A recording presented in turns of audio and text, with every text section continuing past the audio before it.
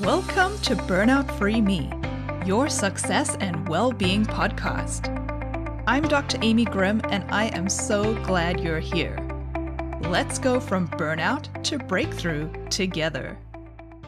Hello, everyone, and welcome to episode 73 of the Daring DVM Podcast. Before we jump in, I just wanted to let you guys know that I am doing a workshop coming up on October 19th, where I'm going to be teaching you 3 super simple tools to help you overcome stress. There are so many of us who face stress at the hospital, whether that be with your own coworkers or team, whether it be with your boss, your clients, or maybe even just the ridiculous schedule for the day. And then we go home and we face stress there too. It can be in our relationships or just with our own lack of capacity and energy and time to do the things that we want. And if you haven't noticed yet, the holidays are coming up soon too, which just adds a whole nother level of craziness onto everything that we're already dealing with. So to support you through these 3 big H's, hospital, home, and holidays, I'm going to teach you 3 easy tools that will help you feel less stress and help you feel more in control no matter what shit life is throwing your way. I really hope to see you there. That is October 19th, and I'll put a link in the show notes so that it's easy to register. So what we're talking about today is the reason that you need to set your own agenda. Because if you don't, then somebody else will. And if somebody else is setting your agenda, this is just a recipe for stress and overwhelm and exhaustion and eventually burnout. The reason I've been thinking about this is I recently had a conversation with somebody who I would say is pretty well known in the veterinary field, particularly in the realms of business ownership, practice management, and also the mentoring of new graduates. I went into our conversation to really learn about what this person does and what they offer to our veterinary community and the ways in which they are helping to mentor new graduates and to create a better future for our profession. Now, I'm not going to mention the name of this person because this was an informational and private conversation. However, I would like to touch on some of the things I found interesting about our conversation. And in listening to this person and their experience and their opinions of what it means to be a veterinarian, specifically their definition of a successful veterinarian and what they believe it takes to succeed as a new graduate and how to become a skilled clinician, I learned a few things that I kind of want to discuss. Some background on this person is that they own multiple hospitals and they're part of a bigger veterinary group with multiple hospitals. And they're known for their practice management and leadership. They've previously taught veterinary students, they mentor new grads, and they've spoken at various veterinary groups and conferences. So this person is pretty established and experienced. This person also self-identifies as coming from the boomer generation. Now, I bring this up not to start a discussion over boomers versus millennial or Gen Z or whoever else is in the workplace. I only bring up this information so that you have an understanding of the lenses through which this individual views the world and veterinary medicine. And because this person's experiences and lenses are going to be unique to them, you can imagine that myself and others are going to have slightly different opinions that are reflective of our own experiences and wants and needs. And the reason I wanted to talk about this is because I think it really highlights the importance of setting your own agenda. And what I mean by that is basically setting your own definition for what it means to be a doctor, a veterinary professional, what it means to be successful, what it means to be engaged in your career, and what career growth and professional growth look like for you. Because the truth is, if you don't set your own agenda, then somebody else will. Hear me on this. If you do not set your own agenda, then somebody else will. And if you're lucky, the person or people involved in setting your agenda will want what is best for you, and they will make conscious decisions about your well-being. And the path that they create for you will lead to a type of happiness and success in which you feel pretty good.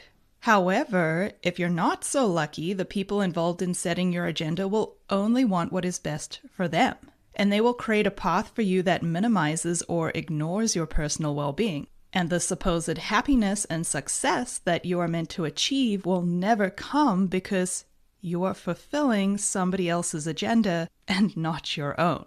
And of course, nothing's black and white. There are going to be versions in between where maybe the person does have your best interest in mind. However, the types of goals and expectations and achievements that they are steering you toward are not the ones that actually resonate with you and your core values.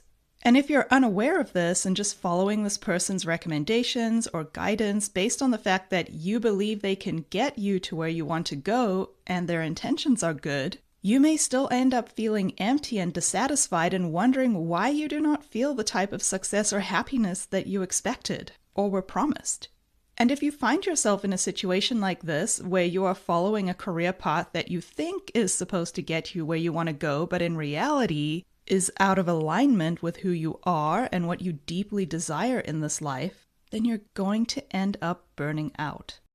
So in my experience, and certainly in the experiences that I have heard from others, is that one of the deepest contributors to burnout is this deep disappointment that comes with not living up to your true calling. And by true calling, I'm not just talking about being a veterinarian.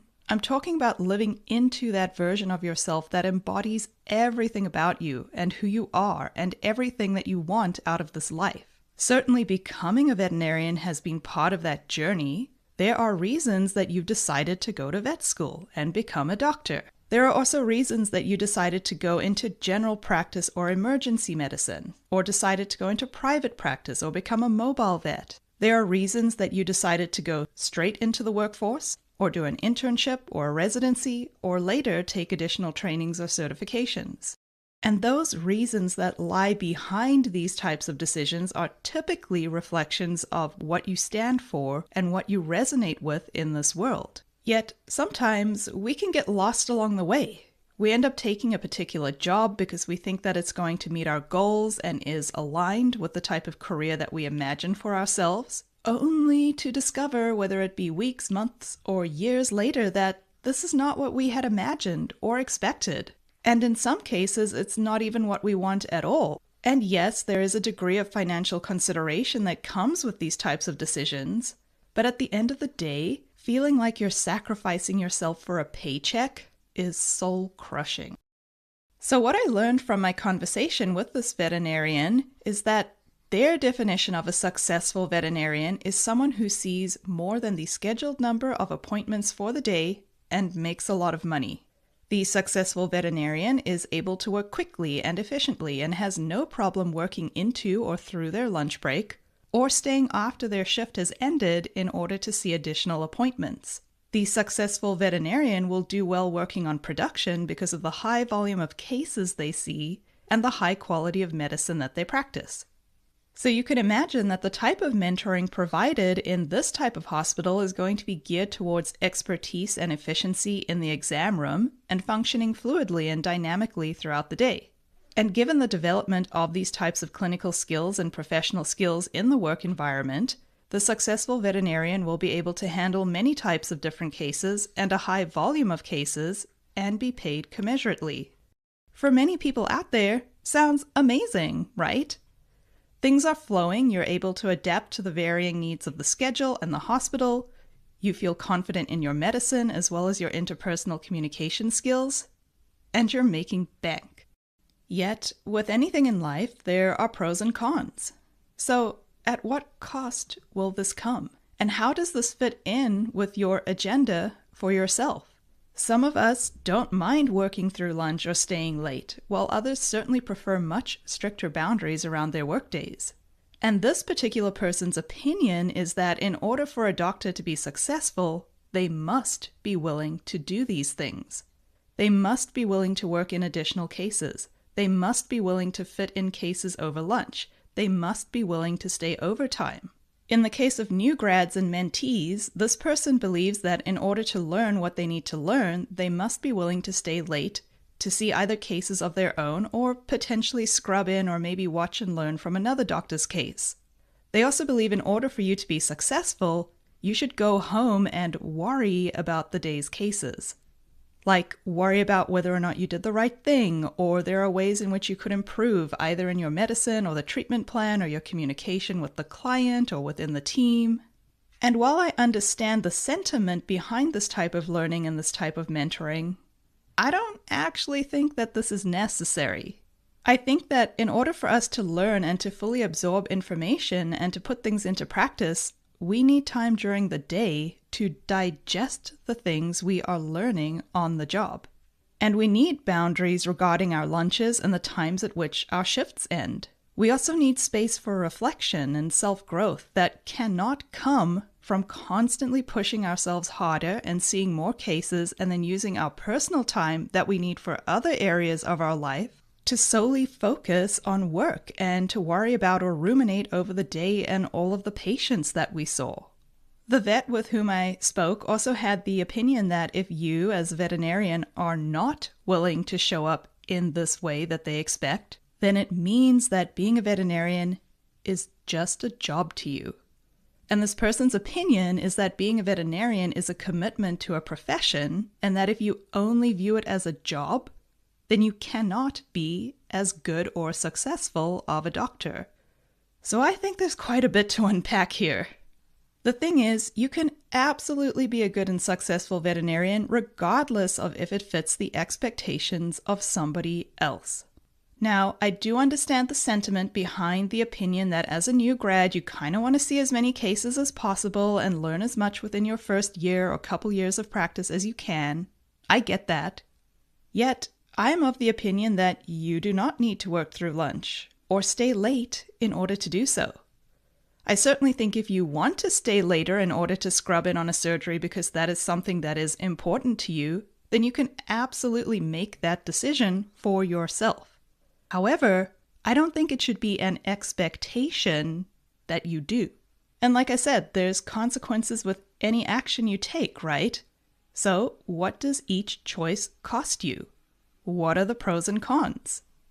If you decide to stay late and learn from one of your colleagues, then arguably you're learning more in that moment than you would have if you had gone home. But I think the problem comes in when this is an expectation that is placed upon us, because then in the event where we are unable to stay or cannot stay for whatever reason, it doesn't matter, we are then placed into this position where we have to manage our minds and our emotions over the judgment that comes from a boss who thinks that we should have stayed. The consequence of you choosing to stay late and learn from a case or go home should be that you either learn in that moment or you don't. The consequence of staying should not equate to approval from your boss, and the consequence of leaving should not equate to fallout or judgment from them either. Yet, we see this all the time. And this is one of the reasons why I think coaching is so important for veterinarians, and in this specific case, new grads. Because it's not just about traditional mentoring. In order to be successful, I do think traditional mentoring plays a vastly important role, and it helps set us up for success. And I also think that sometimes well-meaning mentors and bosses may not be aware of the nuances in our personal lives. And this is why it is so important to develop communication skills and boundaries and self-confidence and the ability to stand up for yourself and what you need and how you want to create your own version of being successful, and letting go of people-pleasing and perfectionism and the things that make you say yes when you really want to say no. There is no inherent right or wrong or good or bad about your decision, but it does require you setting and knowing your own definitions of success and what it means to be a good doctor and what a healthy career looks like for you. Because if you're constantly working to fulfill somebody else's agenda, you're gonna burn out. And on the flip side, if you've set boundaries around the time you leave work, yet you go home and then feel guilty and worry about any potential consequences or retaliation about your decision, then you're gonna suffer as well. Personally, I think another way of learning would be to set time during the day for case discussions. That way, even if you don't stay late to learn from a case, you still have that learning opportunity built into another day. And there's so many easily accessible videos nowadays on surgeries that you can watch. You don't have to stay to see it in person. And arguably, you may even get a better view from a film of the procedure. And if you want to, you could even record your own surgeries for your boss to review, or your doctor colleagues can record theirs, and you can watch those anytime. So really, if you truly want to learn, yet you cannot stay past the end of your shift, there are actually many different ways for you to educate yourself. I also don't think that as a new grad, or any vet for that matter, that you need to go home and quote-unquote worry about your cases for the day. Once again, I understand the sentiment behind this. I imagine this person is trying to relay the point that it's important to review your cases and to reflect on them and think of ways of improvement, learn if there are newer or different ways of doing things. And I don't think that worrying is the answer. I think the language we use around this is important. I absolutely support people who are curious and they want to do more follow-up on their own time, to explore things further. But this comes from a place of desire and curiosity. It's not coming from a place of worry, because worry is unproductive. Worry and anxiety are not going to feel good. And ultimately, you're probably going to achieve the same outcome of learning more information. But in one case, you're going to be stressed out about it. And in the other, you're going to have a far more enjoyable experience. And if you don't want to be burned out, then you need to figure out ways for yourself that you can learn and continue to explore and be curious without overthinking or worrying or creating anxiety or being stressed or replaying things in your head over and over again and questioning yourself and your worth and your ability as a doctor. And once again, this is why it's important for you to set your own definitions and your own agenda. And to then have the additional tools of self-confidence and communication and not being worried about people-pleasing that would allow you to open up a conversation about what this looks like for you, so that you can have a conversation with the person whose expectations differ from your own. Because I do think the sentiment on both sides is about professional growth and willingness to learn, yet there's different ways to do it. So if I'm someone with a very full personal life, I may not be able to do all this extra thinking and reviewing cases in my spare time. And I certainly wouldn't want to worry about it or be scared that my boss is going to have some judgmental words with me over it.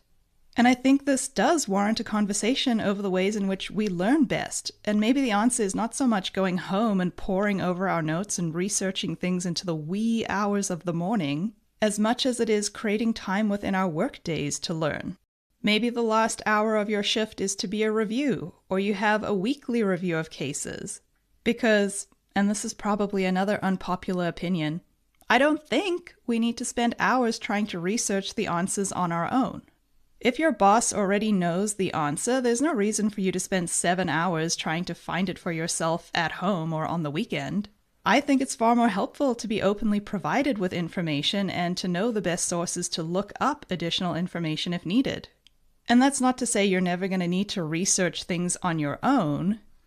But let's be real. Millennials, Gen Z, we all grew up with internet access and we know how to research things and to find the info we need. We've been doing this our whole lives. And for a new grad who's already learning so much on the job, you spending your entire evening researching a case does not show initiative or that you're somehow more invested in being a vet than somebody else. What it shows is a lack of support in your work environment because you don't have the time that you need during the day and you're unable to ask for support. What if structured learning time like this was provided during the day and was the norm and was a safe space for us to learn on site? How much less stressful would that be than the expectation that you go home and worry about cases and then come back to work the next day tired? So you can see how it really comes down to being able to set your own definitions for success and what a healthy learning environment looks like for you, and setting the agenda for your own life. Because if you don't and you constantly feel pressured to do all of this extra work in your spare time or to stay later no matter what else is going on in your life, then you're going to be doing the things that you think you should be doing with the goal of becoming a better vet, yet constantly feeling terrible and wondering what is wrong. This is why it is so important to develop solid communication skills and develop self-confidence and to learn how to advocate for ourselves so that we can have healthy conversations with the people who employ us and figure out whether this is going to be a good learning environment, a good environment for mentorship, a good environment for work-life balance, and a good environment to grow into the amazing, capable veterinarian that you are. Don't let somebody else set your agenda. Have the difficult conversations. Be willing to be uncomfortable in those moments so you can negotiate for yourself. Ask for the things that you need in order to be successful. And recognize that your definition of success is maybe going to be different from somebody else's, so be prepared to reach a compromise. Be prepared to recognize when something you thought was working is not actually working for you. Develop the self-confidence to advocate for yourself. You get to create the type of learning experience and veterinary career that you want. It does not have to fit the mold of somebody else's career who came before you. If you love to research and learn things on your own time and you enjoy devoting your free time to reading about cases or cutting-edge research, then do that. If you prefer to do these things during your workday, then ask for that. Just because you do so does not mean that you only think of being a veterinarian as a job. And spoiler alert, even if you did, there's nothing wrong with that. You can absolutely be an amazing, capable, good, successful doctor with strict boundaries around your schedule. It all comes down to what you want and what you want to create. And this doesn't mean that everything's going to be easy and that hard work is not required or that there will not be times where you do end up working through lunch or maybe staying late. Things happen, but if you don't want this to be your norm, then you need to learn ways to advocate for yourself without feeling guilty. And remember, life is 50-50. If you find yourself being really resistant to the idea of being flexible and being able to maybe work in an extra case or stay later occasionally, then I would offer to get curious about that. Why do you feel that resistance? What has happened previously? Or what are your expectations that maybe you need to do a little bit review of yourself? Because like I said, it's going to be a compromise. And the secret to a compromise is that it's a win-win for both parties. And if you have a boss or you work at a hospital where they're willing to compromise and both sides are feeling satisfied, then that is a great environment in which to learn and to grow. Okay, my friends, if this was helpful, yet you still find yourself scared shitless about having these conversations with your employer or hospital management or boss, then don't worry, you're not alone. Many of us entering vet med have people-pleasing, perfectionist tendencies, and because we want to do well and to be good doctors, we can end up in situations where we overextend ourselves to fit a specific expectation of being a vet. And over time, if this doesn't fit our own agenda, we become resentful of the profession, or we burn out along the way. And sometimes we end up quitting and leaving altogether.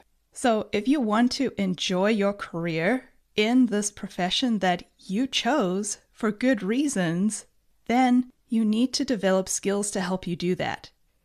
If you want help in learning to set healthy boundaries, to advocate for yourself without feeling guilty or ashamed for what you want, and without stress, anxiety, and overwhelm, then reach out to me.